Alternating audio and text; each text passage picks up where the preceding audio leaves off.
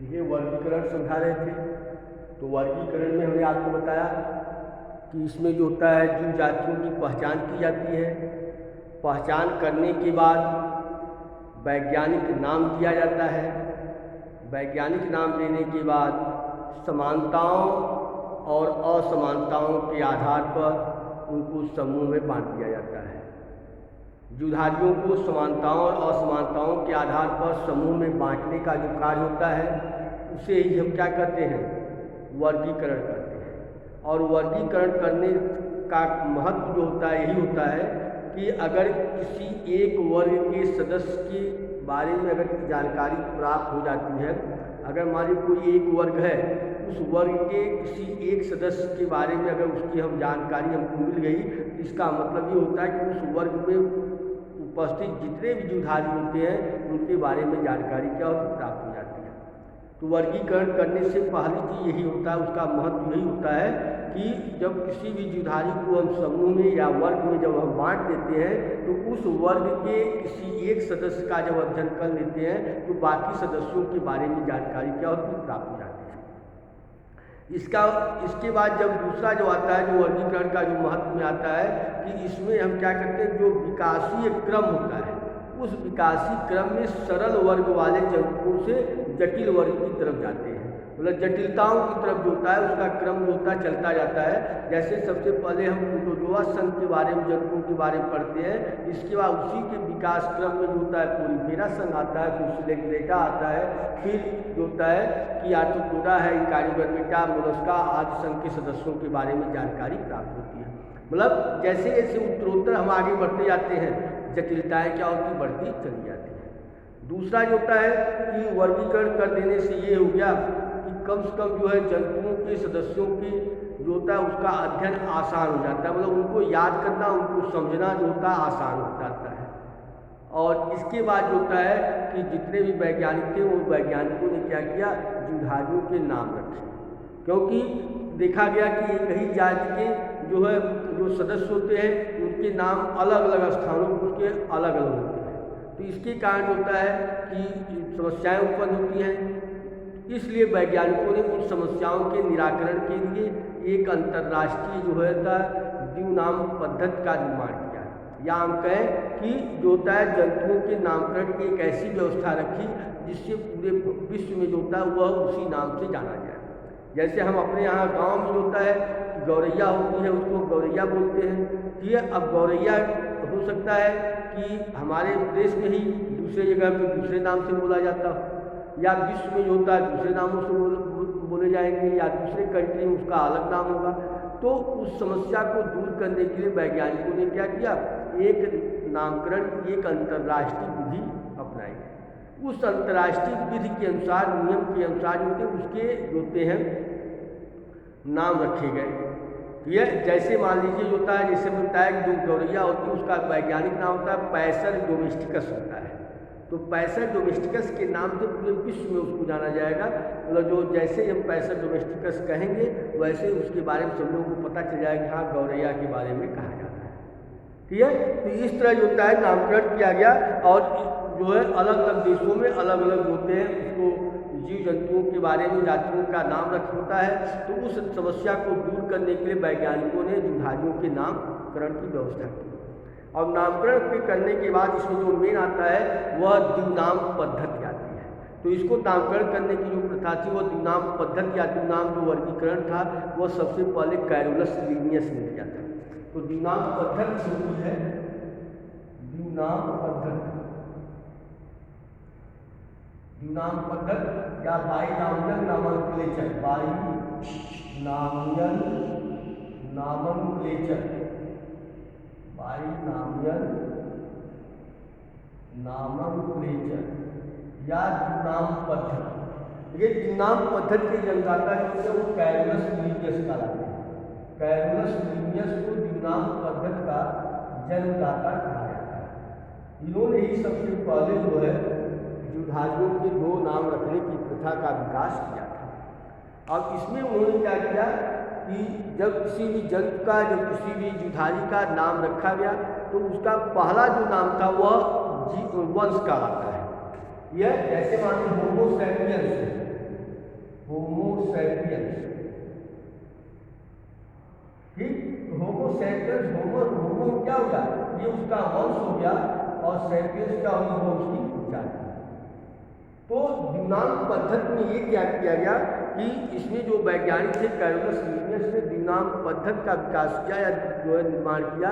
इसमें जो होता है प्रत्येक विभाजों के दो नाम रखे जाते हैं, एक उसका वंश, दूसरा उसकी जाति। यह वंश और जात को जब आपस में मिला देते हैं तो वह उस जंतु का वैज्ञानिक नाम हो जाता है। ये प्रथा विकसित करने का काम किया था।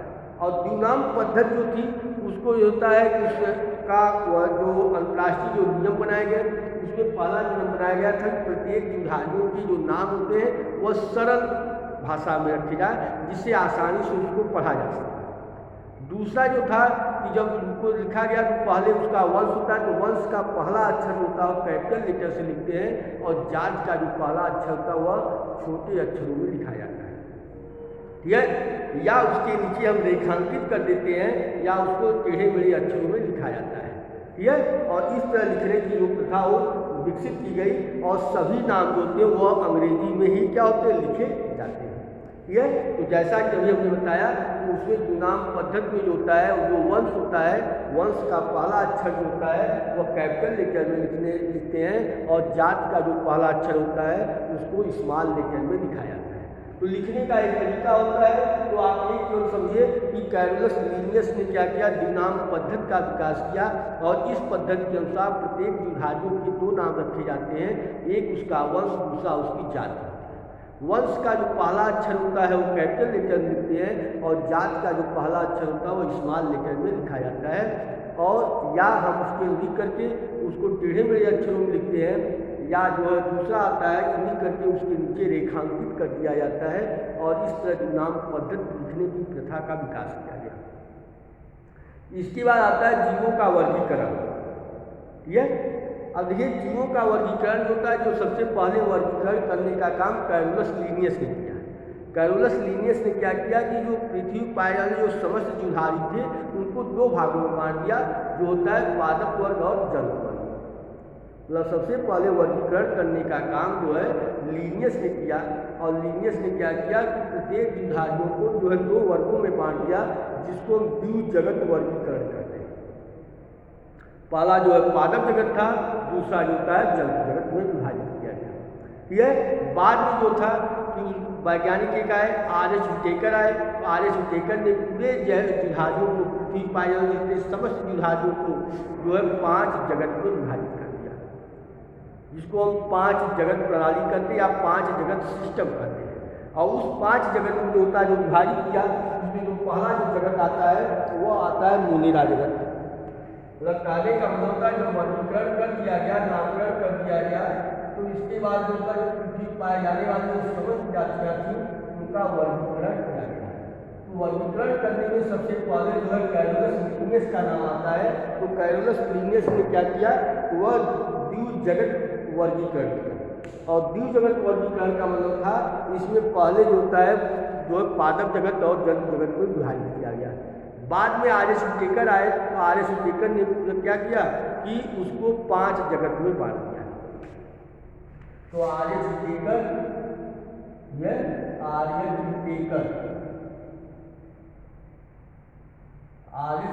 ने जो है 5 किंगडम सिस्टम, 5 किंगडम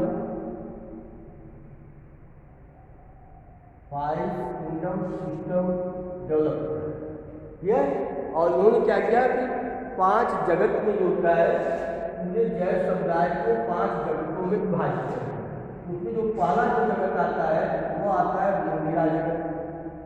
मोनेरा जगत, अब मोनेरा जगत के अंदर जो होता है जितने भी एक कोशिकीय प्रोकैरियोटिक जीव थे उनको रखा गया। एक कोशिकीय प्रोकैरियोटिक, एक कोशिकीय प्रोकैरियोटिक,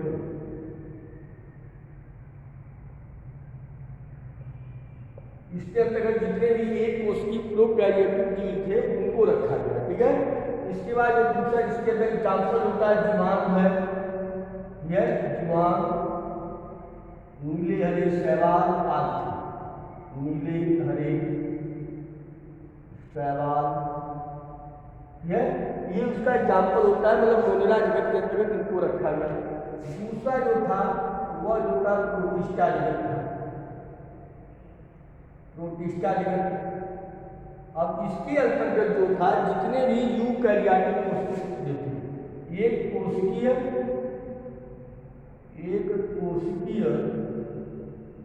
यूकैरियोटिक जंतुओं को रखा गया, यूकैरियोटिक जीवों को रखा गया। एक कैरियोटिक जीवों को, यूकैरियोटिक जीवों को रखा गया, ठीक है। इसके अंदर होता है ये कोशिकीय यूकैरियोटिक जीवों को रखा गया। तो इसमें आता है अमीबा है, पैरामीशियम, डायटम्स, ये होते हैं। इसके अंदर अमीबा है, यह अमीबा, पैरामीशियम, डायटम्स आदि को रखा गया, ठीक है। तीसरा जो जगत था वह कवक था, कवक जगत। अब देखिए इसमें जो होता है कवक जगत के अंतर्गत जो होता है जितने भी जो होते हैं मृत जीवी जंतु होते हैं या परजीवी जंतु होते हैं उनको रखा गया। तो इसके अंतर्गत होता है जो मृतोपजीवी, पहले परजीवी, मृतोपजीवी,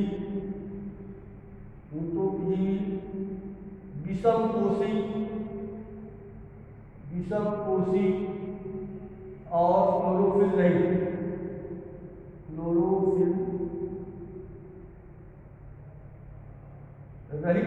जीवों को रखा गया, क्लोरोफिल रहित जीवों को रखा गया। और इसके अंतर्गत जितने भी एग्जाम्पल है कवक होते हैं, जैसे राइजोपस है, यूकर है, उनको रखा गया। तो राइजोपस है, यूकर है, या समस्त लोग कवक होते हैं उनको रखा गया, ठीक है। इसके बाद चौथा जो जगत आता है वह होता है पादप जगत होता है। पादप जगत है, ये क्या होते हैं, बहुकोषीय होते हैं, ये भी बहुकोषीय होते हैं। और इसके बाद इसमें जितने भी पादप होते हैं, जितने भी पौधे, सभी पौधों को इसमें रखा गया। तो जो ये जो होते हैं इसमें सभी पौधों को रखेंगे, जितने भी पौधे थे छोटे बड़े सभी थे, सभी पौधों को रखा गया। और ये जो होते हैं क्लोरोफिल युक्त होते हैं, ठीक है इसमें। और इसके बाद पांचवा जो जगत था वह जल जगत था, जिसमें समस्त जीवों जंतुओं को रखा गया। इसमें सभी जंतुओं को रखा गया जो बहुकोषीय थे, जंतुओं को रखा गया। इस तरह जो होता है आगे से लेकर ने क्या किया, पूरे जैव समुदाय को 5 जगत में बांट करके उसका अध्ययन किया। अब यहाँ पे एक एक करके हम आपको बताएंगे कैसे क्यों कौन क्या होता है। मतलब आपके सिलेबस में ज़्यादा विस्तृत डिटेल में केवल यही दोनों है, बाकी ये जो तीनों जो होता है वह ज़्यादा नहीं है। तो जो चीज़ें हमने अभी बताया, जिससे पहला आता है मोनेरा जगत है। तो मोनेरा जगत के अंतर्गत जो होते हैं, इस जगत के अंदर जो होता है कि जो मोनेरा जगत के अंतर्गत उन जीवों को रखा गया जो एक कोषीय होते हैं, प्रोकैरियोटिक होते हैं, या हम कह सकते हैं कि ये जो होते हैं प्रिमिटिव एनिमल जो होते हैं वह जो होते हैं मोनेरा जगत के अंतर्गत रखे गए। और इसमें जो होता है जो इनकी संरचना होती है वह प्रोकैरियोटिक कोशिकाओं की क्या होती है, समान होती है, ठीक है। तो इसमें हमने बताया कि उदाहरण में जो जीवाणु है, नीले हरे शैवाल है, माइकोप्लाज्मा वगैरह, ये सब चीज़ें क्या होती है इसके अंतर्गत आती है। इसके बाद दूसरा आता है प्रोटिस्टा जगत जो होता है, इसके अंतर्गत जितने भी एक कोशिकीय और यूकैरियोटिक जीव थे उनको रखा गया। यूकैरियोटिक मतलब बहुकोशिकीय जीवों को रखा गया, जिसमें अमीबा, पैरामीशियम, यूग्लिना, डायटम्स, ये सब चीज़ें आती हैं। तो इसके अंतर्गत रखा गया। और ये जो होते हैं विषमपोषी होते हैं और अपना जो होते हैं कि जो होता है कि इसमें जो होते हैं गमन करने के लिए फ्लैजिला होता है, सीलिया पाया जाता है, जैसे अमीबा है, अमीबा में कूटपाद पाए जाते हैं, पैरामीशियम होता है उसमें सीलिया पाया जाता है, यूग्लिना होता है उसमें फ्लैजिला पाया जाता है। तो मतलब इसमें गमन के लिए जो होते हैं अंग पाए जाते हैं, जिनकी सहायता से ये क्या करते हैं, गमन करते हैं। तो इसमें अमीबा, पैरामीशियम, ग्लीना, डायटम, ये सब चीज़ें इसके अंतर्गत आती हैं। तो ये शैवाल हो गया, प्रोटोजोआ हो गया, ये सब इसमें होता है। इसके बाद कवक जो होता है, हमने बताया कवक होता है, यह जो होता है यूकैरियोटिक होता है, बहुकोष्ठी होता है, बहुकोष्ठी जीव होता है। और ये जो होते हैं विषमपोषी होते हैं, अपना भोजन स्वयं नहीं बना पाते हैं, भोजन के लिए दूसरे के ऊपर डिपेंड रहते हैं, निर्भर रहते हैं, क्योंकि ये मृतोपजीवी होते हैं, परजीवी होते हैं। सड़े गले जो कार्बनिक पदार्थ होते हैं उसके ऊपर पाए जाते हैं, उन्हीं से अपना भोजन ग्रहण करते हैं। ये तो आप इतना समझिएगा कि ये जो होते हैं कवक जो होता है वह क्लोरोफिल रहित होता है, क्लोरोफिल का निर्माण उसके अंदर नहीं होता है, और क्लोरोफिल रहित होने के कारण ये अपना भोजन स्वयं नहीं बना पाते हैं, भोजन के लिए दूसरे के ऊपर क्या करते हैं, निर्भर रहते हैं। ठीक है, और ये मृतोपजीवी होते हैं, जैसे कवक है, आपने देखा हो, इसे एगेरिकस है, जो आपने देखा हो कहीं पर जो कोई चीज़ सड़ गल जाती है तो वहाँ पे जो होता है उग जाता है, जिसको हम आम बोलचाल की भाषा में कुकुलमुत्ता कहते हैं। कुकुलमुत्ता जो होता है वह एगेरिकस कहलाता है, लेकिन वह पॉइजनस होता है, खाने के काम में नहीं लाया जाता है। लेकिन एगेरिकस जो होता है, जो मशरूम होता है, आपने सुना होगा, तो मशरूम जो होता है उसकी खेती की जाती है, उसका उपयोग सब्जियों के रूप में किया जाता है। तो मशरूम जो होता है वह कवक कहलाता है, ठीक है, फंजाई कहलाता है। तो वह जो होता है, तो केवल आप इसका एक करेक्टर ये समझिए कि कवक जो होते हैं वह विषमपोषी होते हैं, वो अपना भोजन स्वयं नहीं बना पाते हैं, क्लोरोफिल रहित होते हैं, सड़े गले जो मृत कार्बनिक पदार्थ होते हैं उसके ऊपर ये पाए जाते हैं। और इसमें जो होता है कि राइजोपस है, म्यूकर है, ये सब चीज़ें पाई जाती है। एगेरिकस है, एगेरिकस को हम मशरूम कहते हैं। और हम ये बताया कि जो सड़े गले जो स्थानों पर उगता है जो मशरूम होता है वह पॉइजनस होता है, जहरीला होता है, वो खाने के काम में नहीं आता है।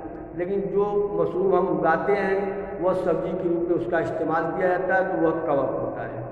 इसके बाद होता है पादप जगत होता है। तो पादप जगत में जो होता है जिसमें क्लोरोफिल पर युक्त होता है, और क्लोरोफिल पाए जाने के कारण ये प्रकाश संश्लेषण की क्रिया करते हैं, और प्रकाश संश्लेषण के द्वारा भोजन का निर्माण करते हैं। और ये भोजन पौधों के विभिन्न भागों में संचित हो जाता है, और इस भोजन का उपयोग हम लोग क्या करते हैं, आहार के रूप में जो है ग्रहण करते हैं, भोजन के रूप में ग्रहण करते हैं। ठीक है, तो पादप जगत के अंतर्गत आने वाले ये समस्त जंतु जीव होते हैं जिनके अंदर क्लोरोफिल पाया जाता है। मतलब जंतु नहीं पाते हैं, मतलब जो होता है पादप जगत के अंदर पौधे आते हैं, ठीक है, और उसके अंदर जो होता है हरित लवक पाया जाता है, हरित लवक के द्वारा भोजन का निर्माण करता है, और यह भोजन पौधे के विभिन्न भागों में संचित हो जाता है, और उस संचित भोजन पदार्थों का उपयोग होता है जंतु करता है। तो मनुष्य जो होता है या जीवभाग जंतु जो होते हैं वह प्रत्यक्ष या अप्रत्यक्ष रूप से भोजन के लिए पौधे के ऊपर निर्भर रहते हैं। इसके बाद आता है जंतु जगत। तो इस जंतु जगत क्या होती है, बहुकोष्ठी होते हैं, इसमें सभी प्रकार के जो जंतु होते हैं, जो ये सब हमने दिखाया है, ज्वार, मिले, हरे शैवाल, अमीबा, पैरामीशियम आदि को छोड़ करके सभी होते हैं जंतु क्या होते हैं, इस वर्ग के अंतर्गत पाए जाते हैं। तो पोरीफेरा संघ से लेकर के इकाइनोडर्मेटा तक जितने भी होते जंतु होते हैं वह सब जंतु जगत में रखा गया। इसके बाद आप कायरेटा संघ में आते हैं, तो कायरेटा वर्ग के जंतुओं को भी जो होता है जंतु जगत में रखा जाता है। तो इस तरह जो होता है आर्य लेखक के द्वारा दिया गया जो वर्गीकरण होता है वही मान्य होता है, और उसी के बारे में जो है ये क्या है कि जानकारी दी जाती है। अब इसमें हम एक एक करके आपको ये चीज़ों तो हमने समझा दिया, अब इन दोनों को हम एक एक करके आपको समझाएंगे, ठीक है, जो अगले लेक्चर में आपको समझाया जाएगा। पादप जगत शुरू किया जाएगा, तो पादप जगत को हम पहले आपको समझाएंगे, फिर इसके बाद जंतु जगत को समझाया जाएगा। ठीक है, धन्यवाद।